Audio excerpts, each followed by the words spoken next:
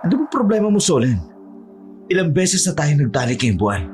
Pero bakit puro negatibo ang resulta ng PT na yan? Nakakapagod na ha. Ilang beses na tayong sumusubok pero wala pa rin. Hindi ko alam. Ako rin naguguluhan. Ginagawa ko naman lahat ng sinabi ng matanda para magkaroon tayo ng anak. Pero wala pa rin. O baka naman pinalalaglag mo lang. Hindi ko lang alam. Karding naman. Hindi naman malabo eh. Ayaw mo siguro sa akin na magkaanak. Kasi hindi ako mayaman. Natatakot ka na baka maghirap lang tayo at ang magiging anak natin. Siguro nga ayaw mo magkaanak sa akin. Dahil mas mahal mo pa yung ex mo na mayaman ano. Nangihinayang ka na siya na lang sanang pinakasalan mo. Ano ba? Praning ka na naman. 4 na taon na tayong kasal. Tapos issue pa rin sa'yo si Roman? Pinagsasabi mong nangihinayang. Anong tingin mo sa akin, mukhang pera? Kung pera lang ang habol ko sa lalaki, edi sa kanya na lang sana ako nagpakasal. Pero mas pinili kita kasi ikaw naman yung mahal ko. Eh ano ang dahilan kung bakit hindi tayo magkaanak? Hindi ko alam. Baka hindi pa ito yung nakalaan na panahon para sa atin. Hindi pa rin eh. 4 na taon na tayong sumusubok, Solen. Kailan pa ba? Kapag wala na akong gana sa kama. Nakakapagod na, Solen. Gusto ko na magkaanak. Ako na lang ang walang anak sa aming magkakapatid. Eh ano nga ang gagawin ko? Ayaw tayong bigyan ng anak. Kaya siguro ayaw tayong bigyan ng anak ng Diyos eh. Dahil gagawin mo lang trophy ang anak natin. Para lang hindi ka maliitin ng pamilya mo. Kaya mo ko pinipilit na magkaanak. Ni hindi mo man lang nga matanong kung may problema ba ako sa kalusugan ko. At bakit hindi tayo magkaanak? Ang nasa utak mo lang, yung ego mo. Bunganga mo, Solen ha? Bakit? Sinasabi ko sa'yo. Totoo naman ah. Akala mo ba hindi ko narinig yung usapan niyo ni Kuya Robert? Kaya mo lang gustong magkaanak. Kasi ayaw mong isipin ng mga magulang mo na hindi ka tunay na lalaki. Manahimik ka nga!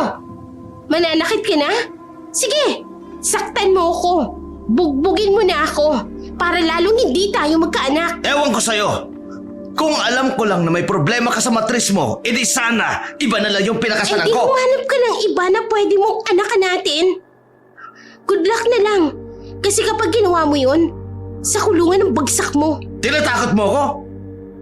Hindi kita tinatakot. Yun talaga ang gagawin ko kapag sinubukan mo akong lokohin. Tandaan mo yung kading. Dami mong alam. Bahala ka nga sa buhay mo. Nakakasawa ka ng pakisamahan. Siguro nga tama ang hinala ko na baka sinasadya mo lang ipalaglag ang anak natin. Kaya ayaw mo ng ganitong buhay. Pero sige, gusto mo yan eh. Padabog na lumabas ng bahay si Carding. Naglaglagan pa nga ang mga nakasabit sa pintuan. Naiwan na lamang si Solen sa sala na nagpapahid na lamang ng kanyang luha.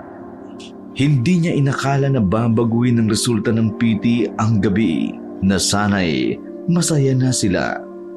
Anibersaryo kasi ng kanilang 4 na taong kasal. Kaso nga lang, sa kasamaang palad, nauuwi lamang iyon sa pagtatalo. Dahil wala namang kasama si Solen sa kanilang bahay, wala rin naman siyang gagawin. Naisipan na lang muna niyang lumabas.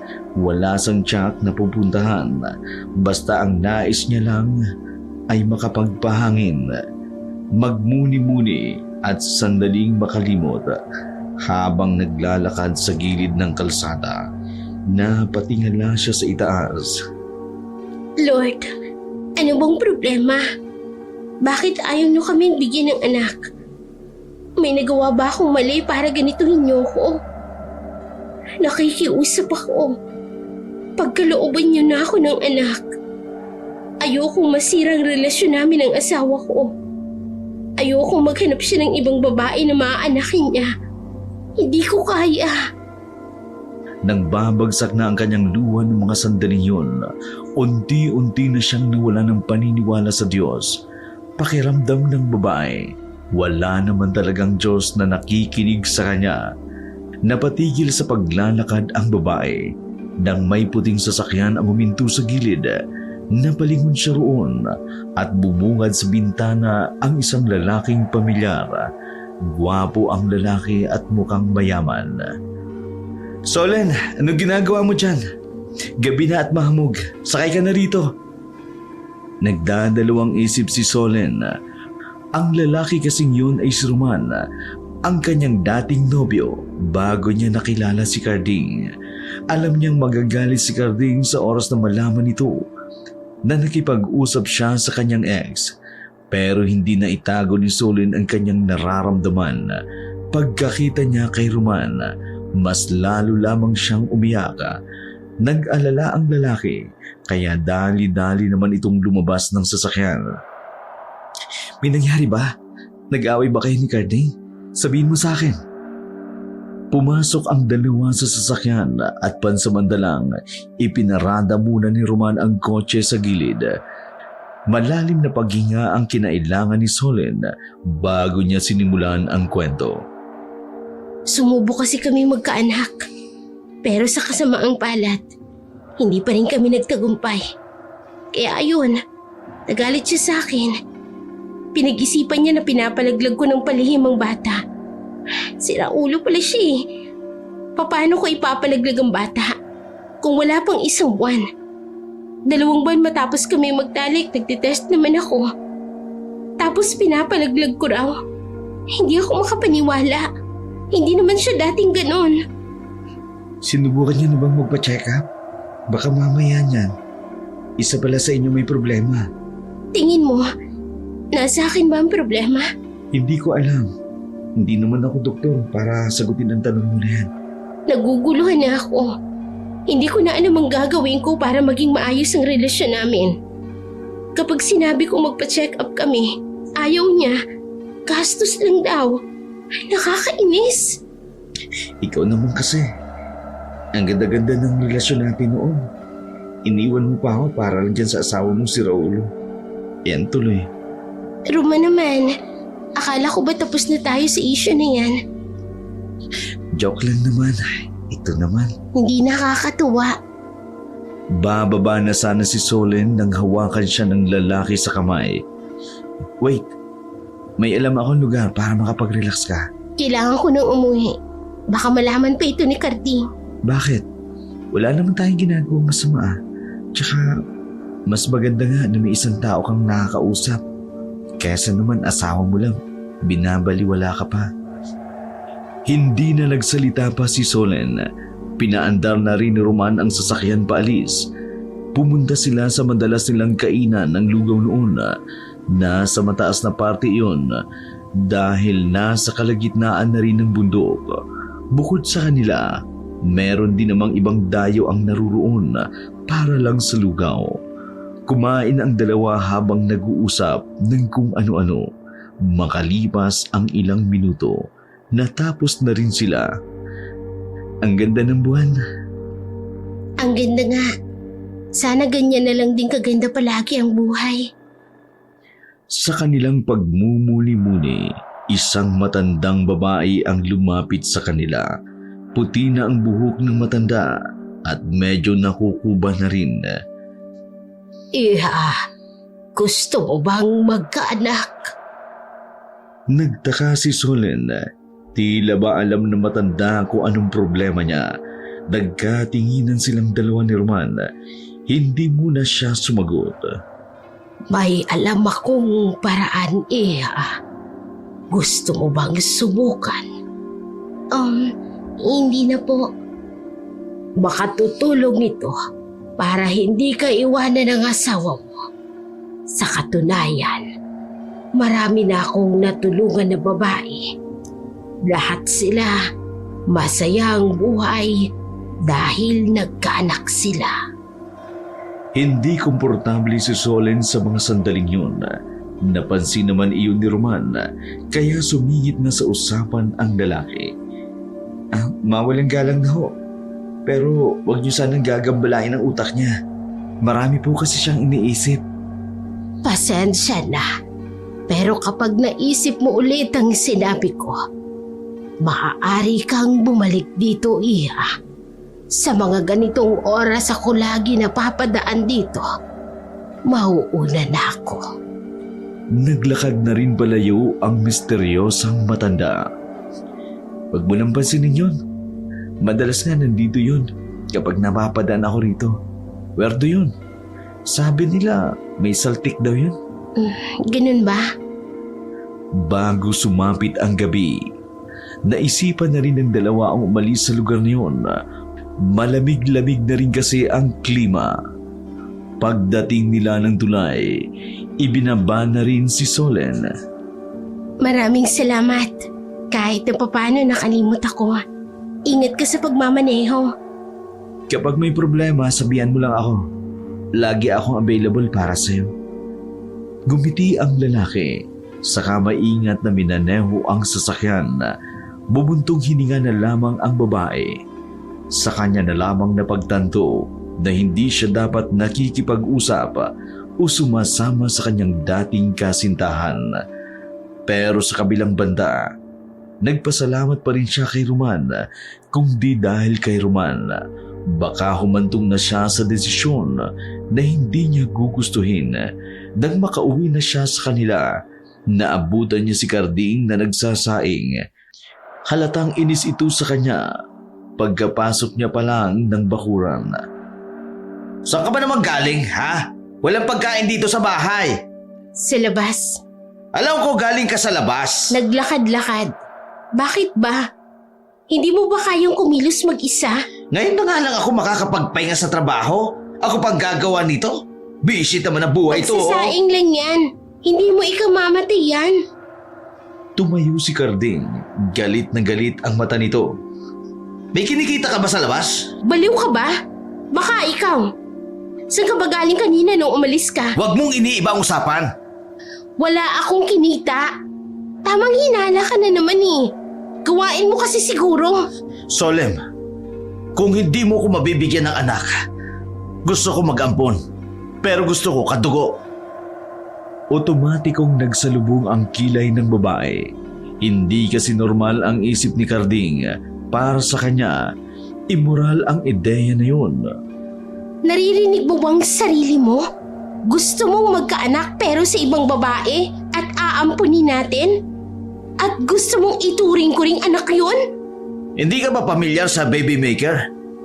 Magbabayad tayo, tapos sa atin din ang bata. Sira pa lang tuktok mo eh. E di kung ayaw mo, di maghiwalay na lang tayo. Tutal, hindi mo naman ako mabigyan ng anak. Natameme ang babae sa kanyang narinig. Yun ang pinakaayaw niyang mangyari. Alam niya kasing kahit kasal silang dalawa, batid niyang kaya siya nitong iwan ni Carding. Hintayin mo lang maluto yan. Matutulog na lang ako. Padabog na pumasok ang lalaki sa loob. Naiwan si Solim sa labas at napaupo na lamang siya sa hagdanan. Parang matutuliro ang kanyang utak. Mahal na mahal niya kasi si Carding kahit iba ang pakikitungo nito sa kanya. Kailangan kong mag-isip ng paraan kung paano ako magkakaanak. Ayokong iwanan ako ni Carding. Ayoko. Kinabukasan ng umaga, umalis agad si Carding para magtrabaho. Sa mga sandaling yun, balisa pa rin ang babaeng si Solen. Hindi na nga siya nakatulog ng maayos sa kaiisip ng paraan. Hoy, Solen!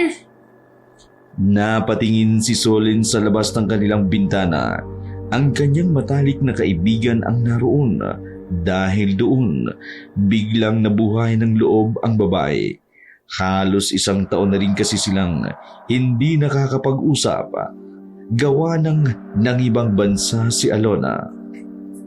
Alona, kailan ka pala kauwi?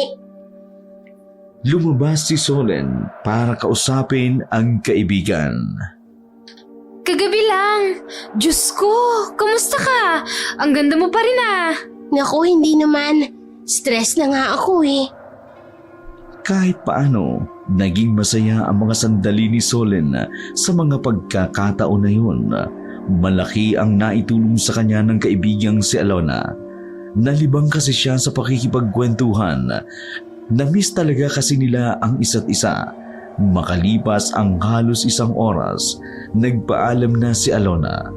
Kailangan na rin kasi nitong umuwi ng mga oras na yun. Next time ulit sis ha. May inaasikaso pa kasi ako eh. Kaya medyo abala.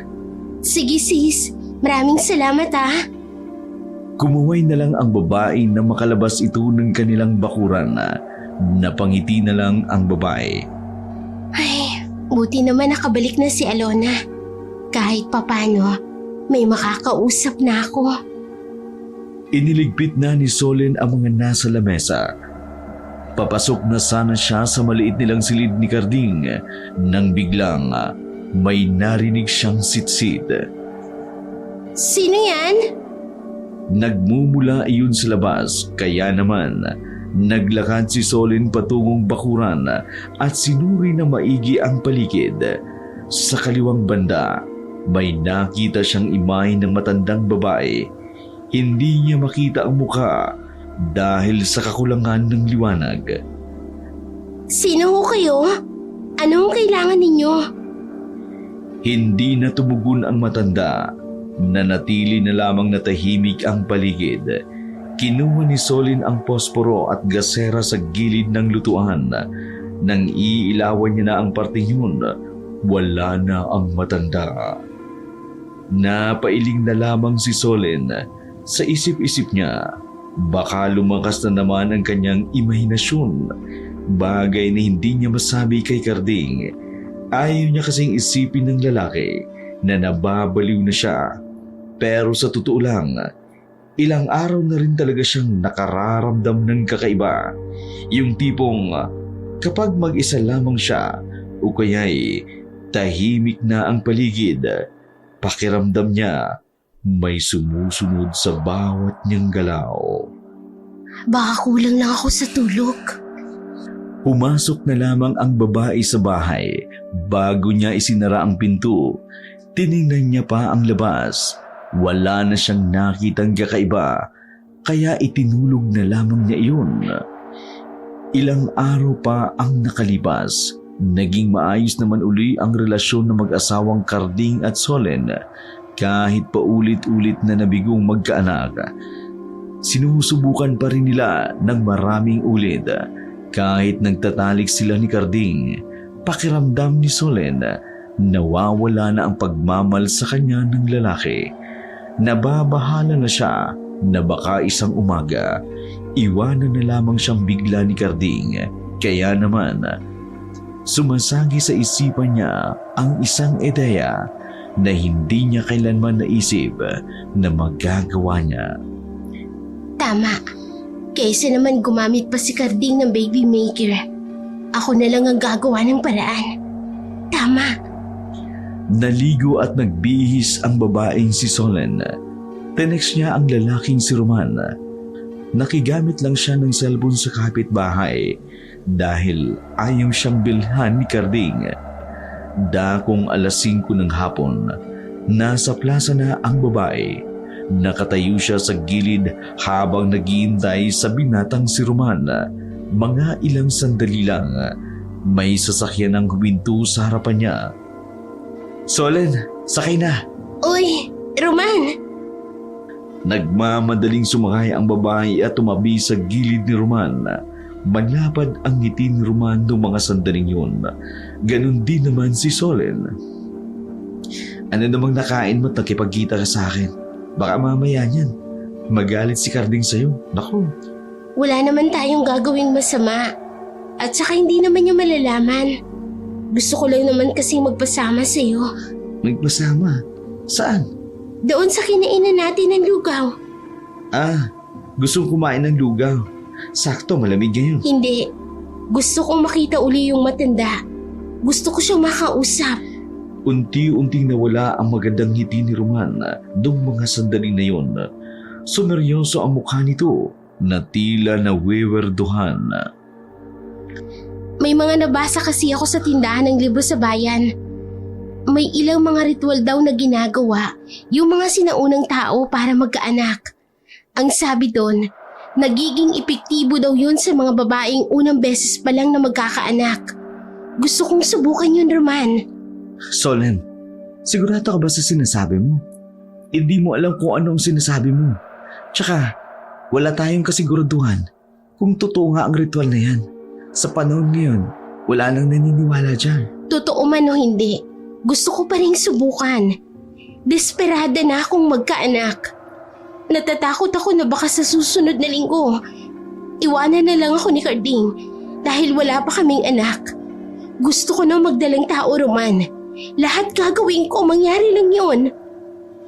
Pero Solen, dapat dun tayo sa ligtas. At sigurado, hindi kasi natin alam kung anong pwedeng mangyari o anong pwedeng maging epekto nito sa'yo kung susubukan mo. Sige na naman, Romano. Suportahan mo na lang ako sa gusto ko. Ikaw lang ang mas makakaintindi sa akin eh. Wala akong ibang mapagsabihan nito. Solen naman kasi. Bakit naman kasi pumapayag ka na pwersahin ka magkaanak ng asawa mong si Raulo? Ano? Hindi mo ba ako sasamahan? Sige na. Pero kapag naramdaman kong hindi makakabuti sa'yo, huwag mo na ituloy ha. Yun ang kasunduan. Sige. Kahit labag sa kalooban ng lalaki, pinaandar niya na lamang ang sasakyan. Nakarating sila sa lugawan sa gitna ng bundok. Halos kalahating oras din silang tumambay doon, saka lamang lumitaw ang matanda. Si Solen na mismo ang lumapit sa matanda. Nakangiti ito sa kanya, harabang alam nitong hinahanap siya ni Solen. Magandang gabi ho, Ale. Kayo ho ba yung nakaraan na matandang kumausap sa akin? Ako nga Bakit? Nakapagdesisyon ka na ba? Tumingin sandali ang babae kay Roman. Tila nang hihingi ito ng kanyang pagpayag. Kibit balikat lamang ang tugon sa kanya ng lalaki. Kung magpapatulong po ako sa inyo na magkaanak, ano po ba mga dapat na gawin? Hindi ko maaaring sabihin dito dahil maraming tao. Pero kung gusto mong malaman, maaari mo kong sundan sa bahay ko. Nandyan lamang sa iba pa. Konting lakad lang, Iha. Sige po. Nauna nang naglakad ang matanda. Sandali namang pinigilan ni Roman ang babae. Sigurado ka ba talaga? Oo nga. Kung ayaw mong sumama, edi ako na lang. Ano pa nga ba? E di sasama na lang. Sinundan ng dalawa ang matanda sa paglalakad. Pababa sila ng bundok at sa ibang direksyon ang kanilang nilalakaran. Hindi talaga maganda ang kutob ko. Baka mamaya pagbaba natin, dalhin pa tayo ng matandang yan sa mga rebelde. Maganda ka pa naman, Solen. Sigurado ko kukunin ka nila. Huwag kang mag-isip ng ganyan. Praning ka lang eh. Kalma ka lang dyan ha. Kalalaki mong tao, duwag ka. Ako, tuwag? Pinaglaban nga kita pero walang nangyari. Sinamaan na lamang ng tingin ni Solen si Roman na nahimik naman din kaagad ang lalaki. Nandito na tayo. Ayan ang munting bahay ko. Narating nila ang isang bahay na gawa lamang sa kawayan at ang bubong naman ay mga pawid lamang. May malawak na bakuran at marami ding pananim sa paligid. Siya nga pala, hindi pa pala ako nakakapagpakilala. Tawagin niyo na lamang akong Lola Erma. Ako naman po si Solen. Ito pong kasama ko. Kaibigan ko po, si Roman. Sige. Pasok na kayo. Pumasok ang tatlo sa bakuran. Pinaupo sila ng matanda sa upuang yari sa katawan ng punong niyog. Sandaling naghintay ang dalawa. Paglabas muli ng matanda, may inihanda iyon sa loob at maya-maya lamang. Binalikan din sila ni Lola Erma sa bakuran. Halika na, Iha. Ipapaliwanag ko sa iyo kung ano ang mga dapat gawin para magkaanak ka na. Ako lang po bang mag-isa? Oo, Iha. May iwan dito ang kasama mo. Hindi naman kasi dapat malaman ng iba ang proseso ko dahil hindi naman sila ang nag-aalay ng ritual. Sige na, Solen. Maghihintay lang ako dito. Sige, salamat. Pumasok na ang matandang si Erma at Solen sa loob. Pagtingin ni Solen sa bahay, Marami siyang nakitang mga nakasabit ng kung ano-anong burluloy. May mga garapon din na malabo ang tubig na laman. Maupo ka dyan, Iha. Namamanghang naupo si Solen sa gitna ng telang itim. Sandaling may kinuha ang matandang si Erma. Lola Erma, matanong ko lang po, albularyo po ba kayo? Hindi ako albularyo, pero marami akong alam na ritual. Isa na roon ang ritual ng pagbubuntis. Kaya ngayon, Iha, sabihin mo sa akin, hindi ka pa ba nabubuntis kahit ni minsan? Hindi po. Nakailang subok na po kami ng asawa ko. Pero hindi talaga kami makabuo. Pues ngayon, gagawa natin yan ng paraan.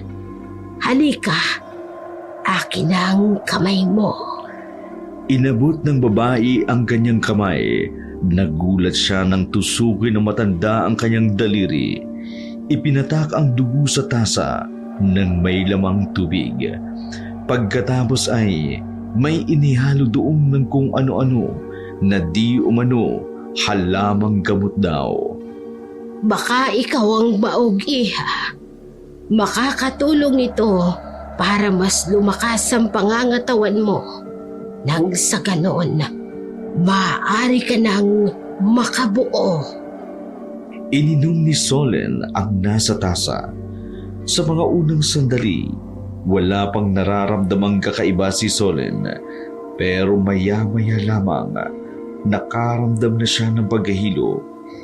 Inalalayan siya ng matanda. Inihiga siya sa papag, inalis ang kanyang panty at inangat lamang ang kanyang palda. Bakit po nahihilo ko? Ano pong ginawa niyo? Epekto yan ng gamot, Iha. Maya-maya rin ay mawawala na rin yan. Itong ginagawa ko ay sinusuri ko lamang ang kasalanan mo. Bago man mawala ng malay, may naramdaman na lamang siyang ipinahid ng matanda sa kanyang ari. May sinabi pa ang matanda sa kanya, pero hindi niya naintindihan. Nawalan na rin siya ng banay na mga oras na yun. Nagising siya nang nasa tabi niya na si Roman. Nasa loob na sila ng sasakyan. Nahimatay ka raw, sabi ng matanda. Kaya pumasok na ako kanina para bitbitin ka. Sabi ni Lola Erma, masyadong mahina daw ang katawan mo. Kaya hindi ka makabundis-bundis. Bili niya pa, huwag ka raw muna makikipagtalik sa asawa mo ng 2 linggo. Pagkatapos ng 2 linggo, saka ka raw makipagtalik. Mabubuntis ka na raw nun. Nasaan na tayo? Pauwi na. Sabi ni Lola Erma, magpahinga ka na. Sa tingin mo, magkakaanak na kaya ako? Kung totoo ang ginawang ritual sa'yo, malaki naman ang tsansa. Napangiti na lamang ang babae sa sobrang saya. Kahit wala pa ang resulta ng ritual, nararamdaman niyang malapit na siyang maging ina. Doon ka muna sa bahay ko. Hindi kita pwedeng iwan sa plaza ng ganyan. Hindi na. Kaya ko naman ang umuwi mag-isa. Huwag ka na nang makulit. Katatapos mo lang himatayin. Mahina pa yung katawan mo. Sa bahay ka na lang magpahinga. Tsaka huwag ka mag-alala. Walang malis yun. Di naman kita gagambalain. Baka kasi hanapin ako ni Kathleen. Huwag na nga tayong maglokohan. Alam naman nating dalawa na walang pakialam sa'yo yun. Unless magkaanak ka. Kaya sige na. Magpahinga ka na sa bahay ko at bukas na umaga, ihatid kita sa plaza. Wala namang nagawa si Solen sa pamimilit ng lalaking si Roman. Habang abala sa pagmamaneho ang lalaki, palihim niya iyong tinitigan. Sa isip-isip niya, ano kaya ang buhay niya kung si Roman ang pinakasalan niya? Napangiti na lamang si Solen sa kanyang iniisip. Ngunit ang mas nagpapasabik sa kanya ay ang magkaroon ng anak. Nakarating na sila sa bahay ni Roman. Sa bahay pa lang, makikita na agad na naging successful sa buhay si Roman. Pangmayaman kasi ang bahay ng lalaki. Masyadong malaki ang bahay na yun para sa kanilang dalawa lamang. Mag-isa ka lang dito? Oo, mag-isa lang ako. Binili ko ito nung makakuha ako ng malaking project. Maganda ba? Ang ganda. Parang bahay ng artista. 2 linggo na ang nakalilipas. Sa mga nakalipas na araw, mas lalong naging mahirap para kay Solen ang mga dumaang araw. Dahil kasi sa ilang beses siyang pagtanggi na makikipagtalik sa asawa, lalong nagkaroon ng hinala si Carding na may ibang lalaki si Solen. Gabi noon, sa halip na matulog na lamang ang dalawa, nagsigawan pa sila sa kalaliman ng gabi. Bakit ba ayaw mo ipagamit sa akin yung katawan mo? Pagod ako. Gusto ko namang ma-relax. Tanggi ka ng tanggi. Nung nakarang araw pa yan Ano ba problema mo? Siguro may lalaki ka, no? Iiling-iling si Solen. Kinabukasan pa kasi ang opisyal na maaari uli siyang magpagalaw sa asawa. Base kasi kay Lola Erma, mawawala ang bisa ng ritual kapag hindi niya sinunod. Kung pwede nga lang, hindi niya sabihin kay Carding ang ginawa niya. Ang kaso lang, alam niyang magiging tutol ang asawa nito sa ginagawa niyang hakbang. Ano? Bakit hindi ka makapagsalita? May lalaki ka, no? Wala. Ano ka ba naman? Wala lang ako sa mood. Wala sa mood.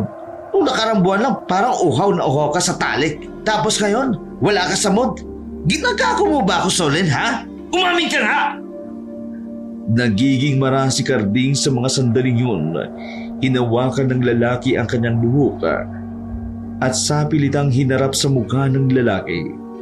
Umamin ka na! Sinong lalaki mo, ha? Sino? Wala akong lalaki. Wala. Napapraning ka na. Kapag nalaman ko kung sino yung lalaki mo, papatayin ko siya. Tapos bahala ka na rin sa buhay mo. Naiintindihan mo? Diyan ka magaling. Ang magbanta. Ang maging payulente. Sasampalin na sana ni Carding ang babae. Mabuti na lang dumating ang kaibigan ni Solen na si Alona. Sige, ituloy mo. Ipapakulong kita. Humarang ang babaeng si Alona. Nagsalubong naman ang kilay ni Carding. Huwag kang makikialam dito, Alona, ha? Wala kang alam sa nangyayari. Wala nga akong alam, pero hindi tama na mananakit ka ng babae. Tandaan mo, may batas tayo para sa mga mapanakit na katulad mo. Kung lalabagin mo yun, mapipilitan akong isumbong ka sa mga pulis. Inalalaman ka pang batas-batas. Anong batas yun? Ang epal mo. Padabog na lumabas ng bahay si Carding. Sis, ayos ka lang ba? Sinaktan ka ba niya? Maiyak-iyak na yumakap si Solen kay Alona. Na, nandito na ako. Hindi ka na masasaktan ng mokong na yun. Tatayo na sana si Solen nang biglang sumakit ang kanyang tiyan. Napahawak siya sa tiyan sa sobrang sakit. Tila ba may kung anong gumagalaw sa loob nito. Anong problema, sis? Sobrang sakit ng tiyan ko. Teka, tatawag lang ako ng tricycle, ha? Pupunta tayo ng ospital. Sandali lang. Sa sobrang sakit ng tiyan ni Solen, napaupo siya sa sahig. Ramdam niya na tila may buhay na nasa loob ng kanyang tiyan. Naramdaman niya rin na parabang umubok ng bahagya ang tiyan niya na parang namamaga.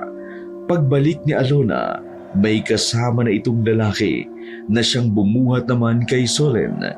Isinakay ang babae sa tricycle. Agad na itinakbo sa ospital. Naalis naman ang pananakit ng tiyan niya, kaso nga lang, labis niyang ikinagulat ay ang resulta ng kanyang check-up. Ang misis, 4 na buwan na po kayong buntis. Hindi makapaniwala si Solen sa sinabing iyon ng doktor. Sa isip-isip ni Solen, malabong 4 na buwan na iyon. Dahil sa mga nakalipas na buwan, palaging negatibo ang ginagawa nilang test. Isa pa, Halos mag-iisang buwan na rin na hindi nagagalaw ng asawa si Solen. Makailang ulit nang tinanong ni Solen ang doktor kung tama ba ang sinasabi nito. Pero ganun din lang naman ang sinasagot nito sa kanya. Napansin niya rin na parang lumaki ng bahagya ang kanyang tiyan.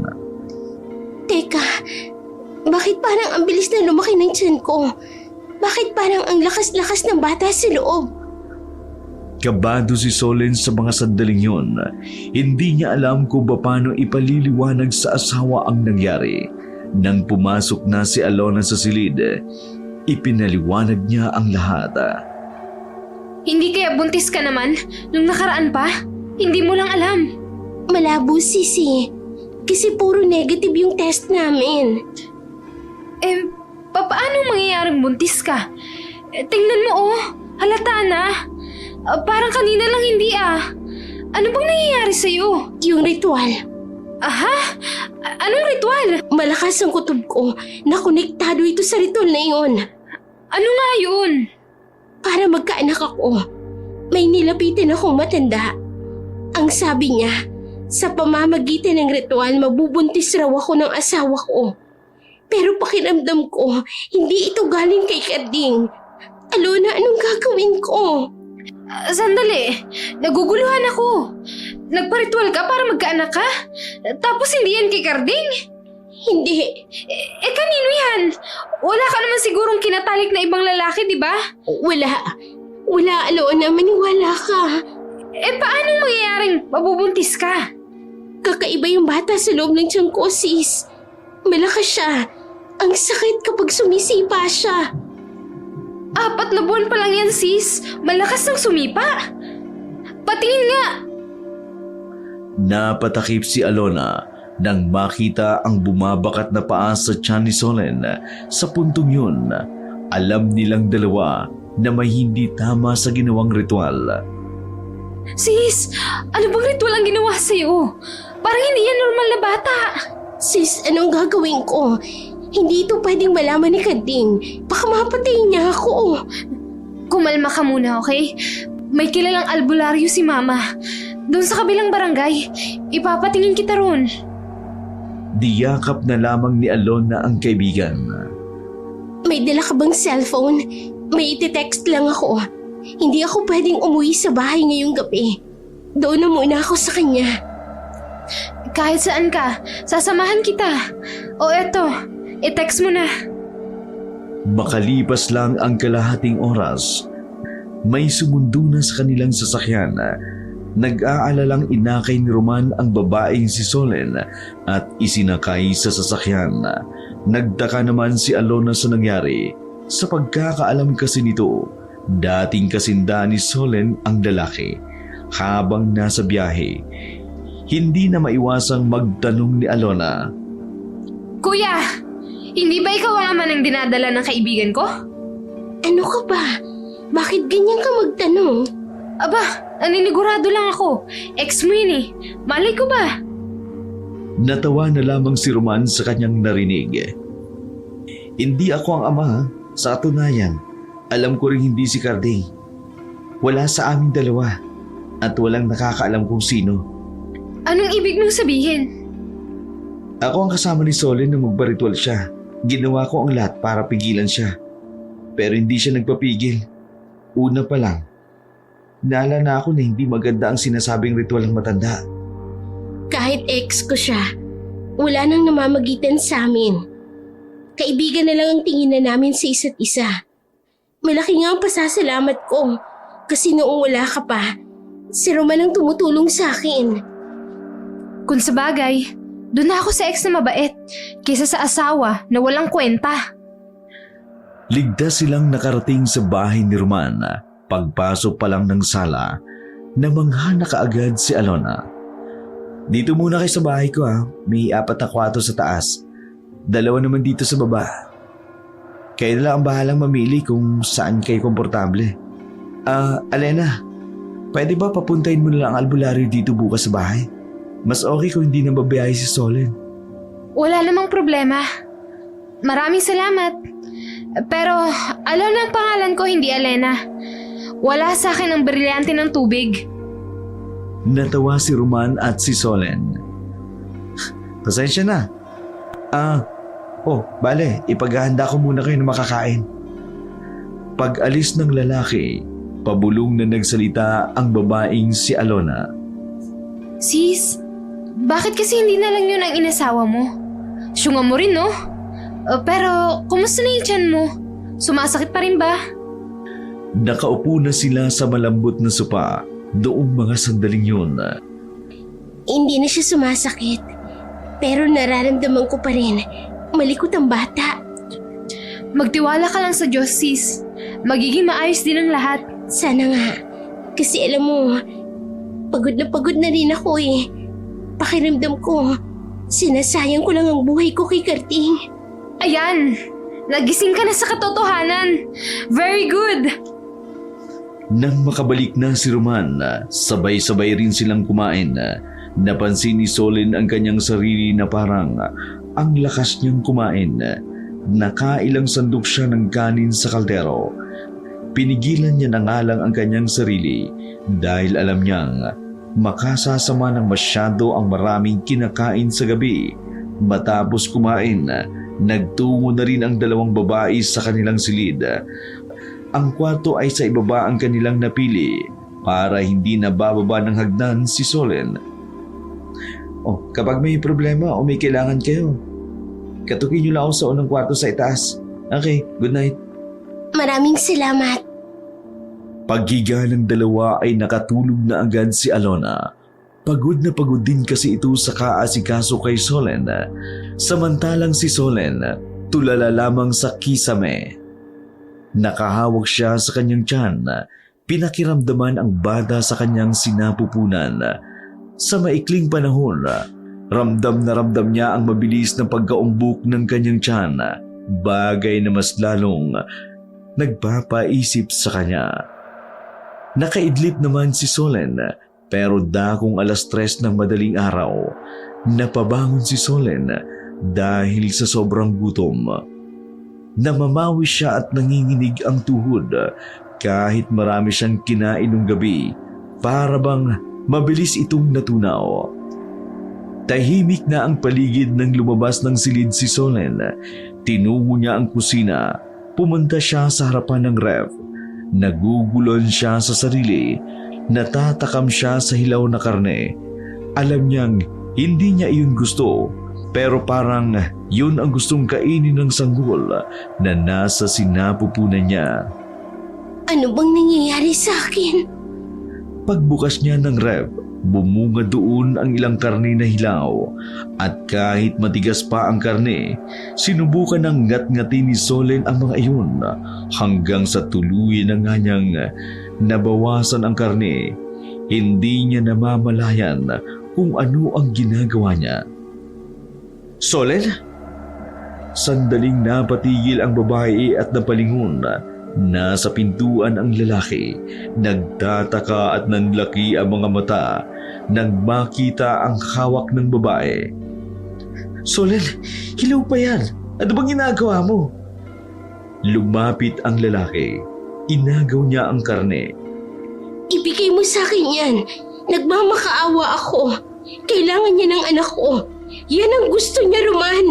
Pakiusap. Napalakas ang pagkasabi ni Solen kung kaya't nagising na rin si Alona. Baging ito man ay nagulat din sa kanyang nasaksihan. Sis, anong nangyayari sa'yo? Hindi ko alam. Parang nagiging sunod-sunuran ako sa kanya. Hilaw na karne ang tumatakbo sa utak ko. Kasi yun ang gusto niya. Naguguluhan na ako. Nasa aktong magwawala na si Solen noong mga sandaling yun. Mabuti na lamang, mabilis nilang naigapos ang babae sa haligi ng kusina. Pakiusap, huwag niyo akong pakawalan. Igapos niyo ako ng maayos. Iba na ang tumatakbo sa utak ko. Nakalitaw ang tiyan ni Solen noon. Kaya nakita ni Roman at ni Alona na bumabakat na ang paa at kamay ng sanggol na parang kaunti na lang ay mabubutas na ang tiyan ni Solen. Hindi ko gusto ang naiisip ko. Pansamantalang lumayo si Roman at Alona para mag-usap. Sa tingin mo, aswang kaya ang nasa sinapupunan ni Solen? Aswang? Paano aswang? May narinig akong kwento. Kapag daw aswang nasa sinapupunan, mas mabilis yung lumaki sa loob. Ang isang buwan na aswang, 4 o 6 na buwan sa normal na bata. Ibig sabihin, may aswang na gumagalaw kay Solen? Hindi, yung ritual. Baka yun ang dahilan. Kinaumagahan, walang sinayang na pagkakataon si Alona at Roman. Kinontak agad ng babae ang kakilala ng kanyang ina na albularyo. Habang naghihintay sa albularyo, hindi pa rin mapakali ang babaeng si Solen. Kahit nakagapos, ay nagpupumilit pa rin itong makatakas. Sa puntong yun, nanlaki ang tiyan ni Solen. Maihahambing ito sa 7 buwan na pagbubuntis ng normal na tao. Nabahala na si Solen sa kung ano ang maaari niyang dinadala, lalo pat pakiramdam niya. Gustong-gusto talaga ng sanggol na makalabas. Sis, nagugutom na naman ako. Roman! Ano? Pwede ba natin siyang bigyan ng hilaw na karne? Hindi pwede. Kapag pinakain natin yan ng pinakain si Solen, baka mapabilis ang paglaki ng bata sa tiyan niya. Pansin mo ba? Mula nung kumain si Solen pagpunta niya rito, nadadagdagan ang laki ng tiyan niya. Hindi na normal. Ngunit wala pa 1 linggo. Sis, pasensya na, pero hindi talaga pwede. Hintayin na lang muna natin yung albularyo. Tumangutang muna lamang si Solen. Halatang nilalabanan din ng babae ang gutom na sanggol sa kanyang dinadala. Pagdating ng 12:00 ng tanghali, saka lamang dumating ang matandang lalaking albularyo. Nagpakilala ito bilang si Mang Sito. Kilala ito ni Alona noon ba dahil madalas niya itong naririnig. Napatingin naman si Solen sa albularyo. Hindi pa nga lumalapit ang albularyo, tila nagwawala na ang bata sa kanyang tiyan. Aray! Naglilikot na naman siya! Aray ko! Nataranta si Alona at Roman. Mang Sito! Ayun po kaibigan ko! Suruin niyo nga po at nang malaman namin kung ano ba talagang dinadala niya. Nagmamadaling lumapit ang albularyo. Hinawakan ito ang tiyan ni Solen. Noong mga sandaling yon, bumabakat-baka talaga ang kamay at paa ng sanggol. Meron ba kayong bawang dito? Meron po. Pahingi ng bawang na tiniktik. Bilis! Agad na sinunod ni Roman ang sinasabi ng albularyo. Pagkabigay niya ng bawang, agad na ipinahid ng albularyo iyon sa tiyan ni Solen. Nanlaki ang mga mata ng albularyo. Nang maramdamang tila umiiwas sa loob ang sanggol. Iha, sabihin mo nga sa akin, may nakatali ka bang aswang? Wala po. Pero nagpa-ritual po ako sa isang matanda. Ang pangalan niya ay Lola Erma. Ang sabi niya, kapag naritualan daw ako, nabubuntis na ako ng asawa ko. Pero ito pong nangyari. Hindi po ako ginagalaw ng mister ko. Bigla na lang po akong nabuntis. Ritual ng pagbubuntis? Opo, tama pong sinabi niyo. Ganyan din ang sinabi sa akin ng matandang babae. Iha, hindi kanya niritualan. Nilagyan ka ng matandang yun ng similya ng aswang. Paraan nila yun para magparami sa pamamagitan ng isang taong babae. Pagkasabing iyon ng albularyo, ay may bumalik na alaala kay Solen. Naalala niya ang huling sinabi sa kanya ng matanda bago siya nawala ng malay. Tama, similya nga ng aswang. Oo, yun nga ang sinabi niya sa akin bago ko nahimatay. Naaalala ko na. Ano po bang dapat natin gawin? Kailangang papalabas natin ang bata bago pa siya mas lumaki. Ikamamatay mo kapag lumaki siya ng gusto. Dahil hindi siya sa puwerta mo magdadaan, kundi sa tiyan. Bubutasin ang tiyan mo. Kailangan kitang pakainin ng karne. Sandali lang, hindi ba mas delikado yun? Mas lumalaki ang tiyan niya kapag kumakain siya ng karne. Delikado, pero wala tayong magagawa. Yun ang tanging paraan para makaisip ng lumabas agad ang sanggol sa loob. Sa oras na malasahan niya ang karne, dito na magiging ganap na aswang ang sanggol. Doon pa lang mabubuo ang kaisipan niya. Kapag mangyari yun, siya mismo ang kusang lalabas. Sige na po, gawin na natin. Gusto ko na matapos ito. Nahihirapan na ako. Bigyan mo ko ng karne. Mas maganda kung karne ng baboy dahil mas mabango iyon para sa mga aswang. Nagmamadali uli si Roman na kumuha ng karne sa ref. Medyo malambot naman iyon dahil naibabad niya na sa tubig. Eto po. Iha, ito ang kainin mo. Mas mainam kung lulunukin mo agad para buo pa rin ang lasa pagdating sa kanya.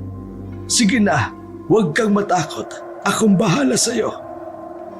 Hinayaan na muna nilang kumain ang babae habang silang tatlo ay nasa gilid lang at nagbabantay. Hindi po ba pwedeng alisin ang gapos niya? Umiling lang ang albularyo. Hindi na muna. Sa ngayon kasi, kung anong gugustuhin ng sanggol, yun ang nagre-rehestro sa utak niya. Kumbaga, para niya na rin nakukontrol ang ina. Aswang ang sanggol. Hindi naman pangkaraniwan ang bata. Kaya mas mainam. Saka siya pakawalan kapag nakalabas na ang sanggol. Baka kasi kung anong gawin sa atin ng kaibigan niyo. Alalang-alala ang mukha ni Roman at Alona para kay Solen. Naaawa sila sa babae dahil sa maikling panahon lang nangangayayat na agad ito. Dulot daw iyon ng aswang na sanggol. Tulungan ninyo akong ilipat siya sa lamesa at igapos muli. Nararamdaman ko lalabas na ang sanggol. Pakibilis. Parang hindi ko na makukontrol ang sarili ko. Inuutusan niya akong saktin kayo. Buong lakas na binuhat ni Roman ang babae. Pagkatapos ay mabilis nilang iginapos sa lamesa. Kumuha na si Alona ng pangtakip para sa inaabangang paglabas ng sanggol. Ayan na siya. Sige, iiri mo iha. Iiri mo lang. Iiri! Makailang ulit nang umiri ang babaeng si Solen. Mga ilang sandali lang, nailabas niya na rin ang bata. Ngunit sa halip na iyak ng bata ang kanilang narinig, pag-angil ang ginawa ng sanggol na tila galit na galit ito sa albularyo. Maging si Roman at Alona ay takot na takot din sa hawak ni Mang Sito. Parang 1 taong gulang na ang bata. Marami ng buhok maging sa katawan, higit sa lahat. Parang merong maliit na bakpak sa likuran. Mahaba ang kuko, matulis din ang dulo ng tenga at lumabas din ang dila. Inihagis ng albularyo ang sanggol at tumbama pa iyon sa pader. Mabangis na aswang yan! Kahit sanggol pa hindi siya pwedeng mabuhay na kasama ng tao. Kitang-kita nilang tatlo kung paanong tumayo ang sanggol na aswang para itong matanda na nakakaintindi sa mga nangyayari. Manong, hindi ba tayo aatikin yan? Hindi ko alam. Aswang yan. Hindi yan marunong maawa. Natigil na lamang sila sa pangamba nang magsalita na si Solem. Anak, pakiusap. Huwag mo silang saktan. Mga kaibigan ko sila. Nang sabihin iyon ng babae, tumigil sa pag-angil ang batang aswang para itong naging normal na bata at nanahimik na lang. Umalis ka na, anak. Bago ka pa makita ng ibang tao. Parang gagambang gumapang ang sanggol na aswang palabas. Nang mawala ang aswang, saka lamang nila nilapitan si Solen. Sis, ayos ka lang ba? Napangiti na lamang si Solen. Umikot ang kanyang paningin hanggang sa tuluyan na siyang mawala ng malay. Gabi na magkamalay si Solen. Kahit paano, bumalik na rin ng kaunti ang kanyang lakas. Pero masakit pa rin ang kanyang puwerta ng mga sandaling yun. Nasa loob na siya ng isang silid. Malinis na rin ang kanyang suot. Nakita niya sa gilid na natutulog na si Alona na nakabanday sa kanya. Nang bumangon siya, nagising din ang babae. Sis, nasan si Roman? Ang albularyo?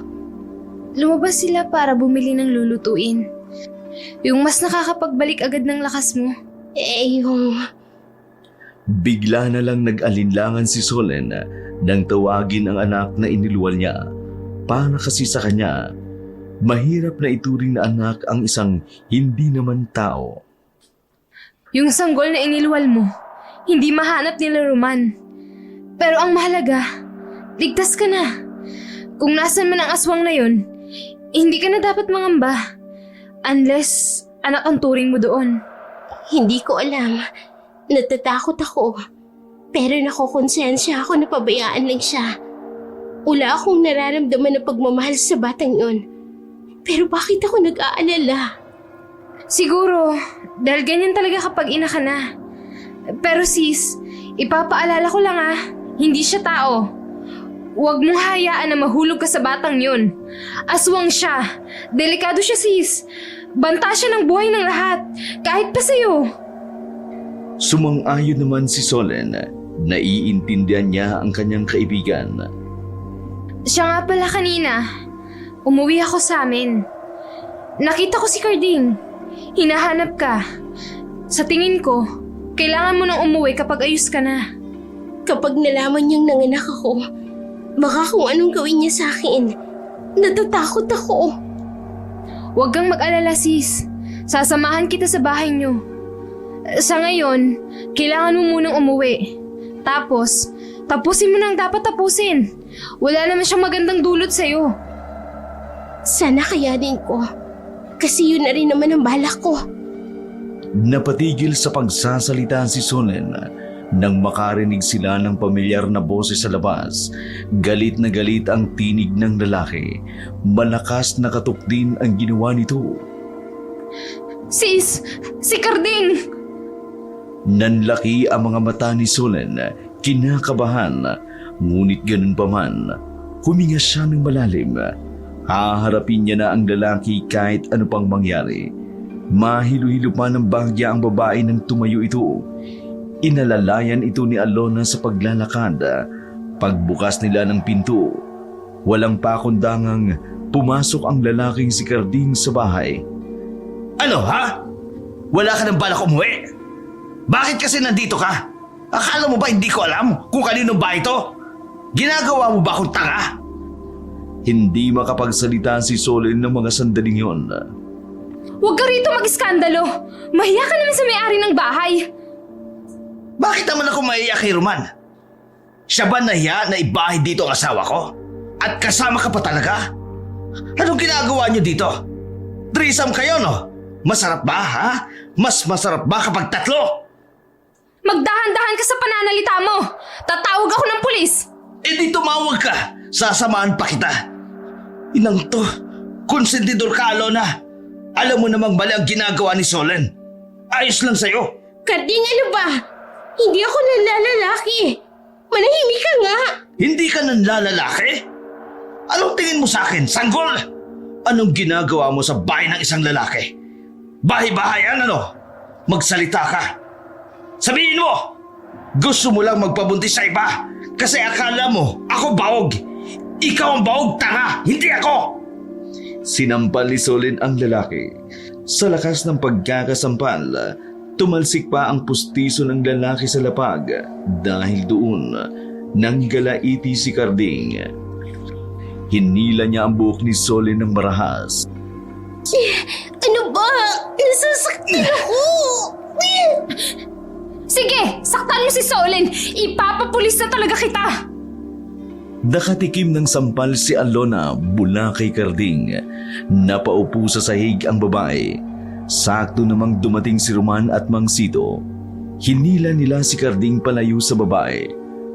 Nagawa pang sapakin ni Roman si Carding, pero nagulat sila nang maglabas ng baril si Carding. Binaril nito si Roman sa balikat, samantalang natigilan naman si Mang Sito at Alona. Gago ka, Roman! Hanggang ngayon, hindi ka pa rin makamubon! Sige! Subukan niyo makialam kung ibabarin ko kayo! Solen! Halika na! Mag-usap tayo sa bahay!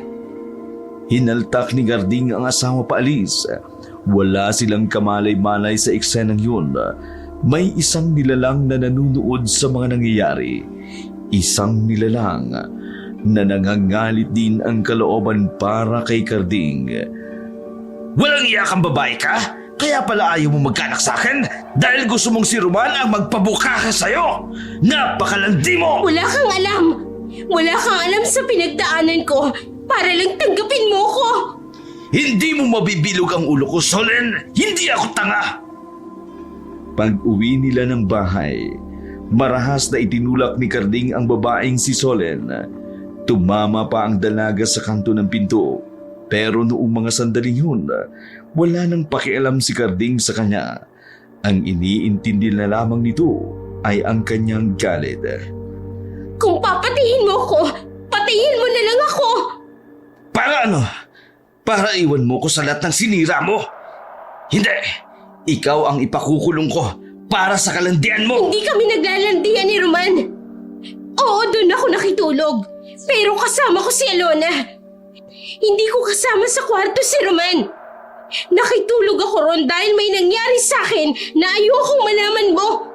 Kasi unang-una sa lahat, alam ko naman na wala ka rin pakialam sa akin. Kahit anong paliwanag mo, hindi kita paniniwalaan. Walang totoo sa mga sinasabi mo. May kinuwang lubid ang lalaki. Anong gagawin mo sa akin?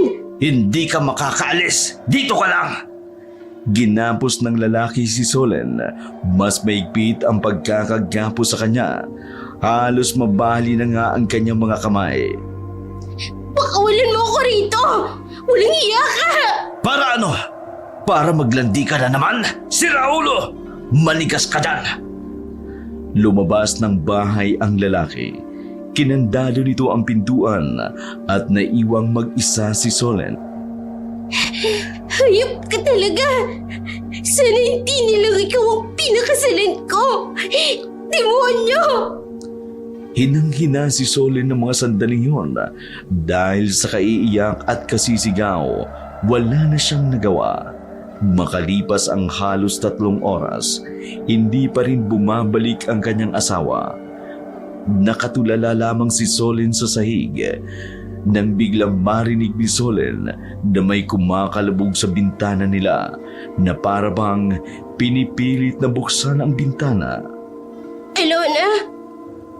Tinawag niya ang kaibigan nang akalain niya na si Alona ang naroon, ngunit wala namang tumutugon. Alona, ikaw ba yan? Mga ilang sandali lang, nawasak na ang bintana. Nanlaki ang mga mata ni Alona nang makitang may pumasok na bata. Ang taas nito ay parang kasing taas ng 2 taong gulang na bata. May dala itong patay na manok. Yun ang batang aswang na iniluwal niya. Wala pa isang araw, mabilis na lumaki ang bata. Sa puntong yun, normal lang ang itsura ng batang yun. May pagkakahawig sa kanya, lalo na ang mga mata. Nagtayuan ang mga balahibo ni Solen nang makitang naglalakad iyon papalapit sa kanya. Wala pang suot ang batang lalaki.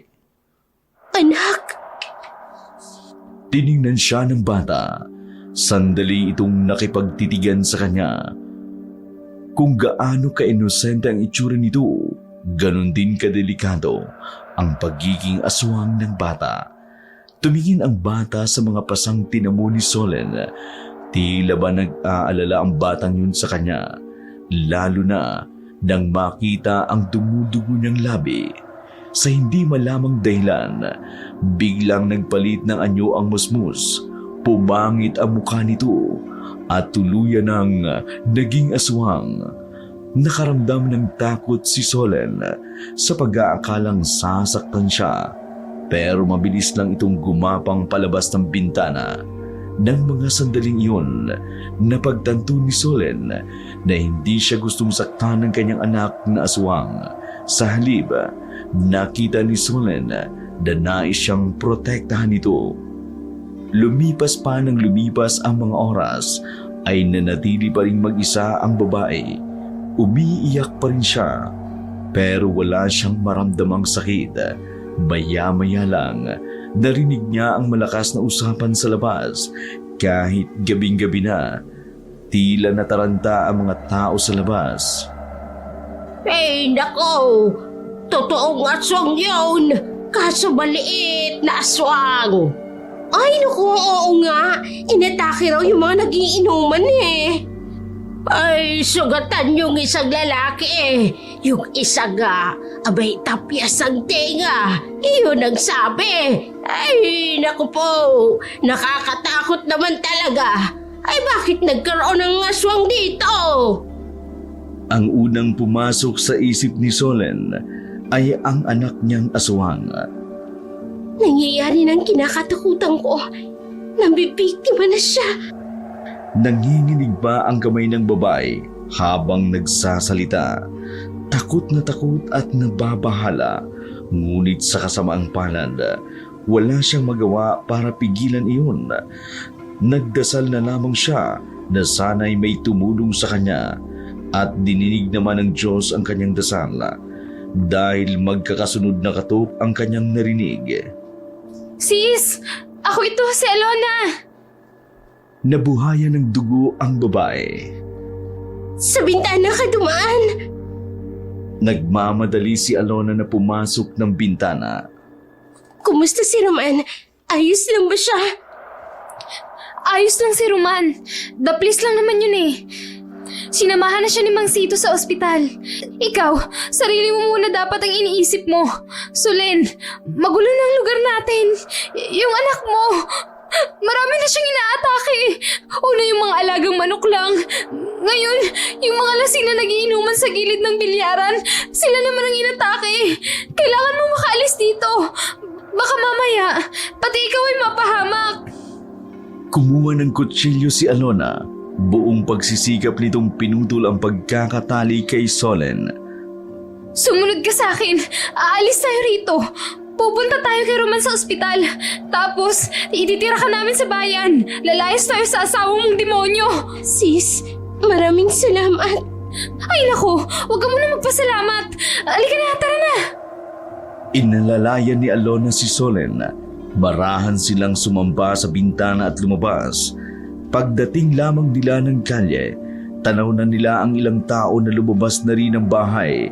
Natataranta ang mga tao dahil sa sinasabing batang aswang na umaatake. Paano tayo makakaalis? Anong oras na? Wala nang masasakyan. Napahawak pa si Solen sa kanyang ulo nang maramdaman ang pagkahilo, para siyang mabibinat sa lahat ng kaguluhang nangyari. Sis, ayos ka lang ba? Ayos lang ako. Kung kaya lang kitang buhatin eh. Pero di bale, makakarating din tayo sa terminal. Magbabaka sakali tayo na may sasakyan pa roon. Habang natataranta ang ilang tao sa kanilang barangay, nasa gilid lang sila ng kalsada na naglalakad. Nakadagdag pa ng takot ni Solen na kahit medyo lumalabon ang paningin niya, ay lingon pa rin siya ng lingon. Pagdating nila sa kanto, narinig nila ang malakas na tungal ng batang aswang. Nakita pa nila iyon na lumundag papunta sa kabilang bahay. Pero ang mas nakapangingilabot kay Solen ay ang lalaking si Carding. Natanaw nila ang lalaking nakatingin din sa kanila. Malas! Dito, bilis! Nagmamadali ang dalawa na umiba ng direksyon nang makitang tumatakbo si Carding patungo sa kanila. Mabilis ang kanilang paglakad. Dumaan sila sa maliit na daan na tanging tricycle lang ang nagkakasya. Sa ganung oras, wala nang gaanong dumadaan doon. Sige! Humakbang pa kayo! Napatigil ang dalawa sa sigaw na yun. Inabutan sila ng lalaki habang nakaamba ang baril nito. Pakiusap, Karding. Hayaan mo na ako. Total, hindi naman kita mabigyan ng anak eh. Hindi bang sabi mo, iiwan mo ako kapag hindi kita nabigyan ng anak? Kaya pakiusap naman oh. Hayaan mo na ako. Wala naman akong pakialam sa'yo eh. Ang hindi ko lang matanggap ay tatakasan mo ko pagkatapos mo kong iputan sa ulo. Hindi kita niloko. Walang namamagitan sa amin ni Roman. Mabuti sumama ka sa akin. Kahit anong sabihin mo, hindi ako maniniwala. Halika, dali! Walang masasaktan kung sasama ka na maayos. Hindi! Hindi sasama si Solen sa'yo! Gagawin mo lang impyerno ang buhay niya! Manahimik ka! Huwag kang umepal! Napatingin silang lahat sa paligid nang makarinig sila ng tila umaangil na hayop. Dahil doon, naisipan ni Solen na sabihin ang totoo. Nabuntis ako, pero hindi sa tao. Pinagsasabi mong praning ka ba? Sa pagiging desperada ko mabigyan ka ng anak, naghanap ako ng nagre-ritual. Oo, nagritual ako para maanakan mo ko. Kasi naniniwala ako na nasa akin ang problema, kaya kumapit ako ron.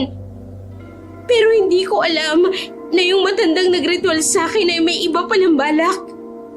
Naglagay siya ng batang aswang sa sinapupunan ko. At mabilis siyang lumaki. Kanina ko lang siya inilabas. At nakita mo naman kung anong nangyayari, di ba? Nanggugulo na siya. Oo, Karding. Anak ko ang aswang na yon. Sa akin siya lumabas. Tama lang talaga ang desisyon ko na makipaghiwalay sa'yo. Baliw ka na! Kung ano-anong sinasabi mo. Paano mo magiging anak ang aswang na yun? Eh wala ka namang dugo ng aswang. Totoo ang sinasabi niya! Kung ayaw mong maniwala, bahala ka! Eh kung barilin kaya kita, ha? Ang daldal mo! Nabitiwan ni Karding ang baril nang isang nilalang na maliit ang gumapang papunta sa kanya. Kinagat ang kanyang kamay. Agad din namang sumirit ang dugo nito. Gulat na gulat ang dalawang babae sa nangyari. Ang batang aswang ay galit na galit kay Karding. Nasa aktong kukunin pa ni Karding ang baril. Pero lumandag na uli ang batang aswang at kinagat na naman siya sa liig. Halimaw! Halimaw! Halimaw kaya! Wala nang nagawa si Karding nang pumaibabaw sa kanya ang batang aswang.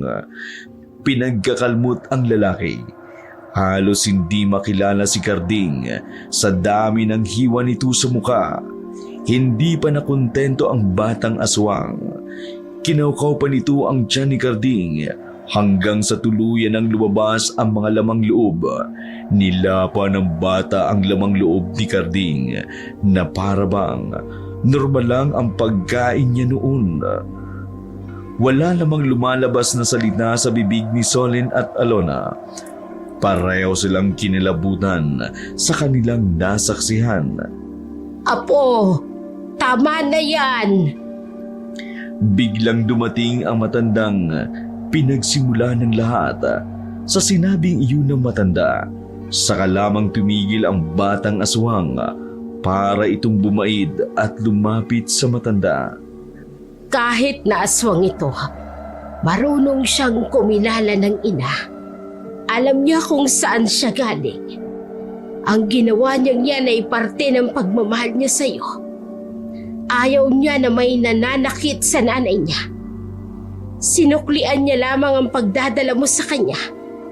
Ganun pa man, sa oras na kunin ko siya, ay wala na siyang pakialam sa iyo. Malaya kang mabuhay ng walang iniintinding anak na aswang. Masakit mang isipin, pero ginamit lamang kita para magparami ng lahi. Nagpapasalamat ako sa iyo dahil sa dami ng sinubukan kong babae. Sa'yo lang ang may matagumpay na panganganak. Nakatingin lamang ang batang lalaki kay Solen na noong mga sandaling yun ay bumalik na sa dating anyo. Niloko mo ko. Kasalanan mo ang lahat ng ito. Kasalanan mo ang lahat kung bakit ganito ang buhay mo. Kung hindi mo sana hinayaan ang asawa mo sa maling pananaw niya sa pagkakaroon ng anak, ay di sana'y maayos ang buhay mo. Masyado mong ibinaba ang sarili mo para lang abutin ang kagustuhan ng asawa mo. Tandaan mo ha, hindi magandang nagpapakatanga tayo sa mga taong hindi naman tayo totoong mahal. Pero salamat pa rin dahil ngayon may maituturing na akong apo. Mag-iingat ka palagi at kami ay mamumuhay ng malayo sa mga tao. Tumalikod na ang dalawa at kaswalang na naglakad, samantala naiwan naman sila sa harapan ng katawan ni Carding na lasug na lasug.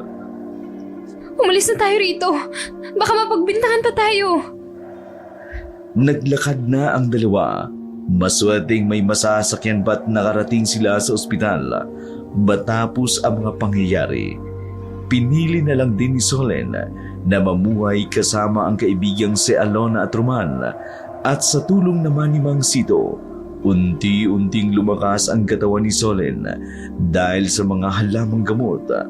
Ang karanasan na yun ay maituturing niyang bangungot, ngunit hindi maikakaila ni Solen na maraming aral ang natutunan niya roon. Sa ngayon, sinusubukan ni Solen na mamuhay ng mapayapa kasama ang taong totoong nagmamahal sa kanya.